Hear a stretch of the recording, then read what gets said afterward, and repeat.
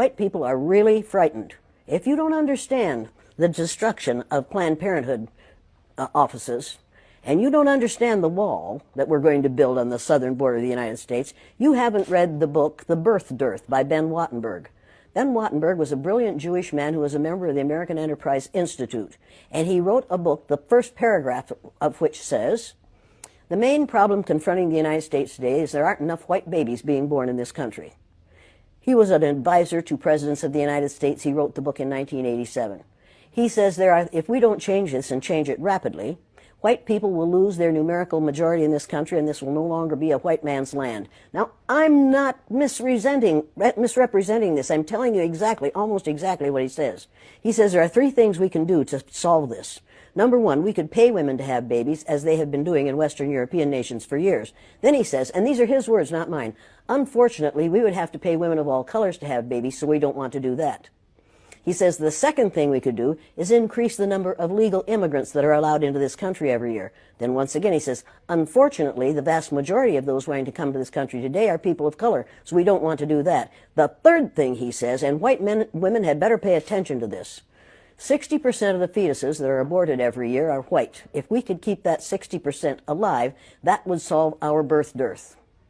Does that sound like racism to you? Can you talk a little bit about the trauma associated with? The trauma associated with it? Yeah. One of the main traumas is it tells white people that they are superior because of the lack of melanin in their skin.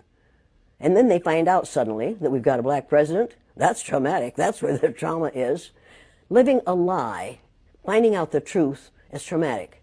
Finding out now, recently, that within 30 years, white people will be in the numerical minority in this country is going to be traumatic. White people are scared to death right now, particularly white males.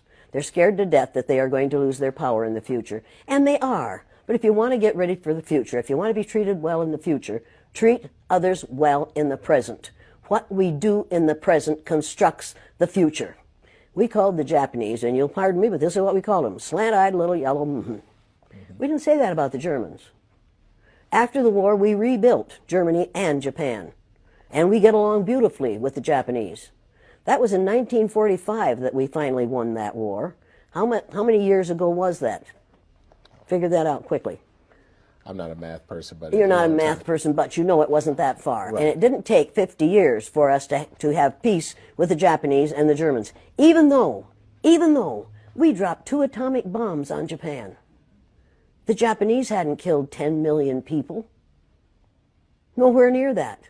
We didn't drop any bombs on Germany, any atomic bombs on Germany. They were a different kind of people. We couldn't afford to do that.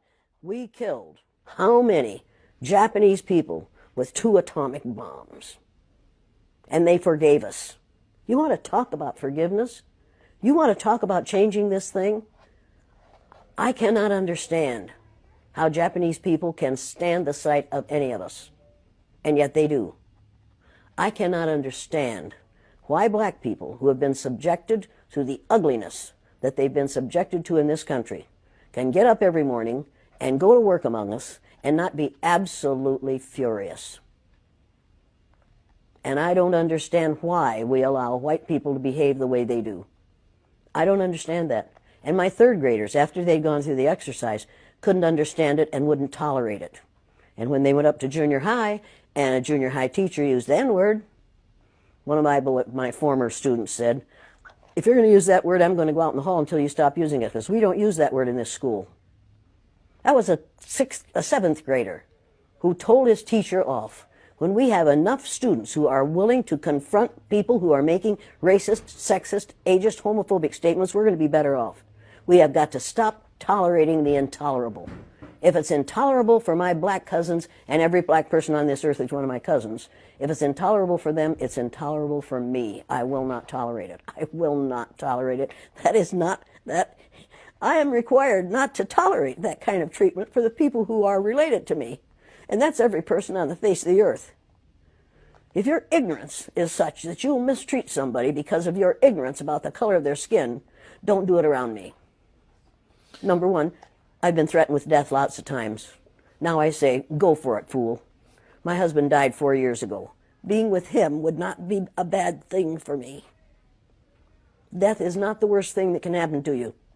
Living a worthless, useless life is much worse than dying.